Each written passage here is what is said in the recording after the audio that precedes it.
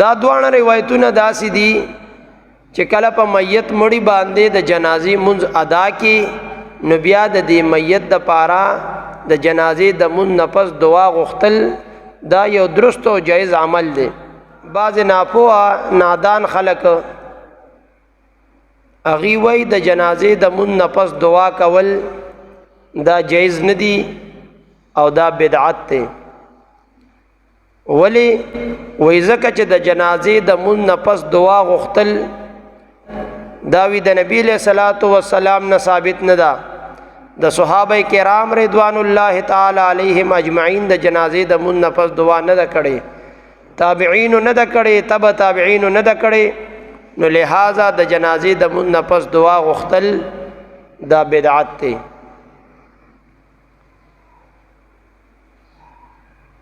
وې د جنازې د منځ نفس دعا غختل زکه بدعت دی چې دا منقول نه ده، نه د صحابه نه، نه د حضور پاک نه، نه د تابعین او تبع تابعین نه منقول نه ده، نو لہذا د جنازې د منځ نفس دعا غختل دا بدعت دی.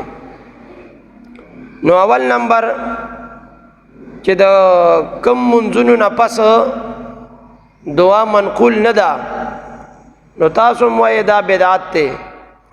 زکه بدعت ته چې حضور مبارک او صحابه او تابعین او تبع تابعین نه منقول نه ده، نو بیا خدا اخترونو د منځ نه پسم دعا غختل دا منقول نه ده. دا اختر د منځ نه پس دعا نبی له سلام نه ثابت نه ده، صحابه کرامو نه ثابت نه ده، تابعین او تبع تابعین نه ثابت نه ده، نو د اختر د منځ نه پس هم دعا منقول نشوا. نو او منقول چې نه ده نو فتاوا دارالعلوم دیوبند وی د اخترونو د منځ نه پس دعا غختل منقول نه ده. هشت زیور د اشرف علي تانوی صاحب هم لیکلي چې د اخترونو د منځ نه پس دعا منقول نه ده، خو وی مسنون ده. خو د اختر د منځ نه پس دعا منقول نه ده خو مسنون ده. ځکه مسنون ده چې د مطلقي منځونو نه پس دعا غختل دا مسنون ده. د مطلقي منځونو نه پس دعا غختل دا مسنون ده، ځکه چې د اختر د منځم په دغه منځونو کې داخل دی. نو د اختر د منځ نه پس دعا خو منقول نه ده خو مسنون ده، ځکه چې زمونږ اکابرینو کړی ده. نو زه وایم عجیبه غونته قانون دی او ضابطه ده ستاسو چې د منځونو نه پس دعا غختل دا مسنون دي. نو د اختر د منځ نه پس دعا منقول نه ده خو مطلق منځ کې خدا اختر منځم داخل دی، نو مسنون ده ځکه زمونږ کابرینو کړی ده. نو زویمه د جنازې دا منځ دی که نه دی؟ په دغه مطلقي منځونو کې د جنازې منځ داخل دی او که خارج دی؟ که وی خارج دی چاته خارج کړي؟ د جنازې د منځ نه پس ته دعا منقول نه ده نو ځکه بدعت ده. د اختر د منځ نه پس هم دعا منقول نه ده، هلته ولې سنت ده. هلته منقول نه ده د اختر په منځ نه پس، د جنازې د منځ نه پس هم منقول نه ده، هلته مسنون ده. ځکه د اختر منځ په منځونو کې داخل دی، دلته کې منقول نه ده، نو دا بدعت دی. ځکه د جنازې د منځ په منځونو کې داخل نه دی، چا خارج کړی دی؟ هلته منقول نه ده، دلته منقول نه ده، هلته سنت ده، دلته بدعت دی.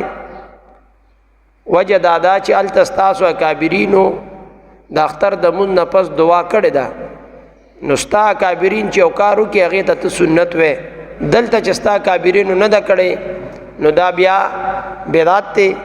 عجیبه غونته کې انصاف دی.